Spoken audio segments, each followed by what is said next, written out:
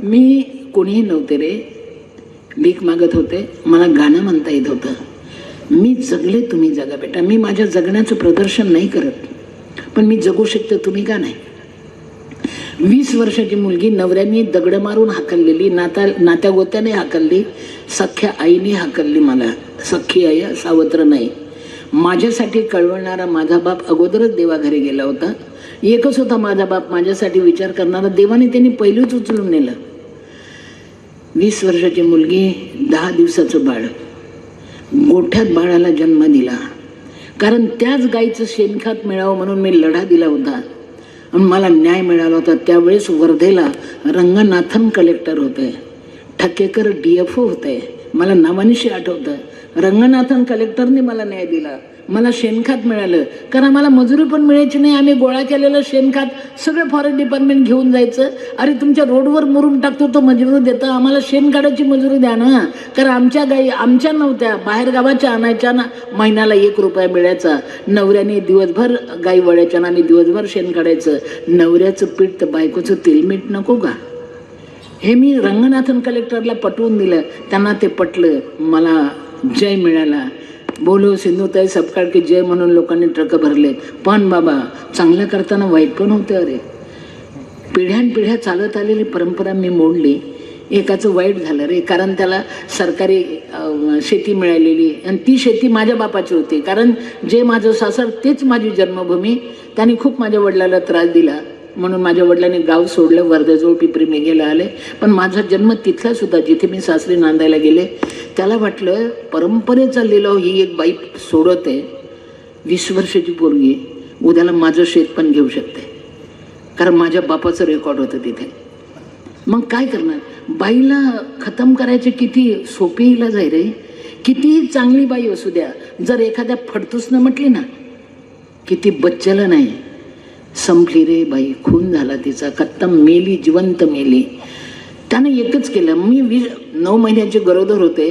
त्यांनी माझ्या पतीला सांगितलं, अरे काय आनंदात जायचंय का, बायको गरोदर आहे, ते तुझं नाही माझं आहे, माझं आहे ते तुझं नाही. कुठला नवरा दारात घेणार मला? नवऱ्याने ढोरासारखं हाणलं, बेहोश झाले. 9 महिन्याची गर्भवती, पोटावर लाथा मारल्या. त्यांना वाटलं मी मेले. मी मेले नव्हते, बेहोश होते. मला ओढत ओढत गायच्या गोठ्यात नेऊन टाकलं. दगडाला घासून घासून माझ्या पाठीला रक्त लागलं होतं, ब्लाऊज फाटलं होतं आणि सगळ्या गायी मोकळ्या केल्या होत्या. माझ्या अंगावरून गायी पळवून मी मरावं म्हणून. पण खरं सांगू का, देव तरी त्याला कोण मारी रे. त्याच गायीतली एक गाय माझ्या अंगावर उभी होती. सगळ्या गायींना हाकलत होती, आवाज करणे का नाही इधर आने काच नाही. काय रे, एक गाय त्या गायीतली माझ्या अंगावर उभी होती, सगळ्या गायींना हाकलत होती, हमरून हमरून मला उठवत होती. मला बेहोशीत बाळ झालं होतं बेटा. गायीच्या हंबरण्यानं मला जाग आला, डोळे उघडले. बापरे, एक गाय माझ्या अंगावर उभी आहे, हमरून हमरून मला उठवते. मला आणि माझ्या बाळाला पोटाखाली घेतलंय, पण मला माझ्या अंगावर पाय पडू देत नाही आहे. पण सगळ्या गायी पळत आहेत. ती गायींना पण हाकलते, माझ्या जवळ येऊ देत नाही, मला पण उठवते. आकांत चालू होता तिचा. मी कशी तरी तिच्या अंगाखालून बाहेर पडले, तिचा गळ्यात धरून रडले आणि तिला वचन दिलं, माय गाय असून माय झालीस ग, मी तुला वचन देते, शेवटला रक्ताचा थेंब असेपर्यंत मी माय होईल, बदलणार नाही मी माय, आणि तुझाही वंश सांभाळेल. म्हणून मी हजारो लेकरांची माय आहे, पण 200 म्हणजे 350 गायची मी आई आहे. माझ्याकडे दुधाच्या गायी नाही, हळदी कुंकू लावून हाकललेल्या गायी आहेत, मी त्यांची आई आहे बेटा. या घटनेने मी चालायला लागले माझ्या बाळ. अजून एक लक्षात ठेवा, किती संकट आलं ना त्या संकटावर पाय देऊन उभं राहा. संकटाची उंची कमी होते ना आपल्याला श्वास घेता येते बेटा. माझ्या संकटाला पारावारच नव्हता. मी दिवसभर रेल्वेत भीक मागायची, रात्री स्टेशनवर असायची, मला घरच नव्हतं. आणि फेकून दिलेल्या बाईला कोण दारात घेणार रे. अंगाला पाणी नाही, डोक्याला फणी नाही, डोक्यावर पातळ फाटलेलं, भिकारी रे भिकारी. कोण म्हणणार माझ्या घरी ये. मी दिवसभर रेल्वेत भीक मागायची आणि रात्री रेल्वे स्टेशनवर राहायची. माझा 1 नंबर शत्रू रेल्वेचा टीसी. त्यांनी मला सारखं हाकलायचं, अरे ए बाई उतरो, तिकीट नाही, तिकीट विदाउट तिकीट, हा बाबा उतरो नीचे, उतरो नीचे. अरे उतरो तो उतरो, दुसरीकडे आपल्या बापाची ये नाही तो और सही जा. अरे मी गाड्या बदलल्या. जिंदगी नाही बदलू दिली. आणि रात्री मी स्टेशनवर असायची आणि मी रेल्वेत गाणं गायचे बेटा. रेल्वेत गल ठोकळांचं गाणं गायचे मी रेल्वेत. 20 वर्षाची मुलगी, डोक्यावर फाटलेलं पातळ, अंगाला गाठी पाडलेल्या पातळाला 10 दिवसाचं बाळ पदरात गुंडाळलेलं, आणि मी रेल्वेत गाणं गायचे. गल ठोकळांचं गाणं. ह्या दिनेची की वये उद्या काही, भिक्षा वाढा माई, मी आजवरी वाचविले हो याला, चिंचेचा खाऊन पाला, 2 दिवसाचा शिळा वाळला तुकडा, चालेल आम्हाला वाढा. शिळं द्या, उरलेलं द्या, भाकरी द्या ना. ओल्या बाळंतींना भूक कशी लागते ते मला विचारा. लोक मला भाकरी द्यायचे, मी रात्रीला स्टेशनवर उतरायचे. दुःख कसं असतं बेटा, दुःख दुःखांपर्यंत जाते रे, येते पाहिजे जातीचे.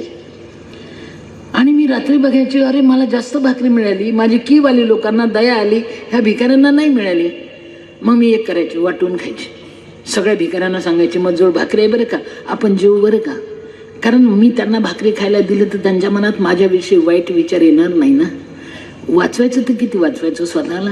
मी भिकाऱ्यांना खायला द्यायची, आम्ही सगळ्यांनी जेवण करायचं, भिकाऱ्यांनी मला संरक्षण द्यायचं. आमच्या देशाचे भिकारी सुद्धा मनस्किन्यान होते लेकरा, भिकारी सुद्धा मनस्किन्यान होते. पण व्हायचं काय माहिती का, ते ओरिजिनल भिकारी पटापट्टा झोपायचे, मी डुप्लिकेट भिकारी, मला झोपच यायची नाही ना. मग रात्री भीती वाटायची, अब क्या होगा सिंधुताई सबका. मग मला एकच ठिकाण माहिती होतं, स्मशान. कारण मेल्याशिवाय माणसं स्मशानात जात नाही.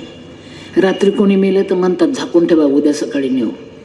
रात्री कोणी स्मशानात जात नाही, भूताच्या भीतीनं कोणी येत नाही. आणि मला जर कोणी पाहिलं मशानात तर ते बोंबलतच पडायचं, भूत भूत. अरे ओरिजिनल भूत तर मीच असायची ना. स्मशानात राहणारी, जळणाऱ्या प्रेतावर भाकरी भाजून खाणारी मी. एक दिवस बाळाला बरं नव्हतं बेटा, त्या दिवशी माझं बाळ 16 दिवसाचं होतं. आणि स्मशानात गेले रे, प्रेत जळत होता. लई भूक लागली होती बेटा. रस्त्यावरचे दगड चावून खावेसे वाटत होते रे. दगड चावायचं सामर्थ्य नव्हतं बाळ. म्हणून एक लक्षात ठेवा, सगळ्यात वाईट काय असेल तर पोटाची भूक आहे बेटा. मग मी काय केलं माहिती आहे का, प्रेत जळते, उजेड कमी कमी व्हायला लागला, अंधार पडायला लागला, प्रेताचा उजेड जास्त वाढला आणि मी रडत होते. माझ्या बाळाला त्या दिवशी ताप आला होता, 16 दिवसाचं बाळ रे. आणि मी रडत होते, पश्चाताप झाला होता आयुष्याचा. रडत होते, मला कोणी नाही, माझजवळ काही पण नाही, मला मरायचं आहे. मला मरणाचे प्रयोग 3 केले पण सक्सेस आत्महत्या. मला मरायचं आहे, मला मरायचं आहे, मला कोणी पण नाही, मला आता जगायचं नाही. मी नुसती रडत होते जोर जोरात. तिथं कोण ऐकायला येणार आहे, कोणाच्या बापाचं घेणं देणं आहे. आणि मी रडत होते, मला कोणी नाही, मला कोणी नाही, मला मरायचं आहे. देव तरी त्याला कोण मारेन. माझ्या लक्षात आलं, कोणीतरी टाकलेलं पीठ माझ्याकडे उडत येते. खराब झालेलं होतं थोडं. अरे पीठ आहे, पण काय करू शकते मी, मजूर ताट नाही, वाटी नाही, प्याला नाही, ग्लास नाही, काय नाही, काय करू. पण डोकं होतं. मी झाडावर चढून पानं तोडले. मला झाडाबिडावर चढता येते बरं का, मी जंगली जनावरच आहे रे. मी झाडावर चढून पानं तोडले, त्यावर ते पीठ टाकलं, फुटक्या मडक्यातलं पाणी टाकलं, तळहात एवढी भाकरी झाली. जळणाऱ्या प्रेतावर भाकरी शेकली, कटाकट्टा तोडून खाल्ली, पाणी पण पिली मडक्यातलं घोटभर. नंतर मला फार भीती वाटायला लागली. पहिल्या दिवस होता भीतीचा, कारण गावाचे कुत्रे त्या दिवशी विचित्र किलसाळत होते, घुबड जोरात भुकत होतं, सगळे पक्षी अगदी तालात ओरडत होते, रातकिड्यांनी सूर धरला होता. आणि मला सारखं वाटत होतं, एवढं भयान मला कधी वाटलं नाही स्मशानात राहून. आज हे सगळे मला विचारतात की टाकलेलं पीठ खायचा अधिकार आमचा, तू अजून मेली नाहीस, आमचा कायदा भंग झाला.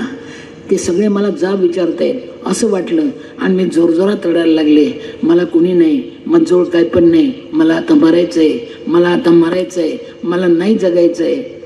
आणि आतून आवाज आला, चुकते सिंधुताई सपकाळ, सगळ्यांना जळून मरायचं आहे, मातीत जायचं आहे ग.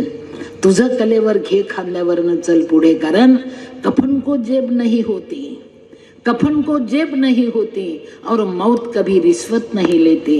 जब सरेंगे तब मरेंगे ऐसा तय कर, और मरने वाले के लिए जीना सीख. उठ. आणि मी उठले. पहिल्यांदा मी स्मशान सोडलं, परत स्मशानात गेलं नाही बाळा.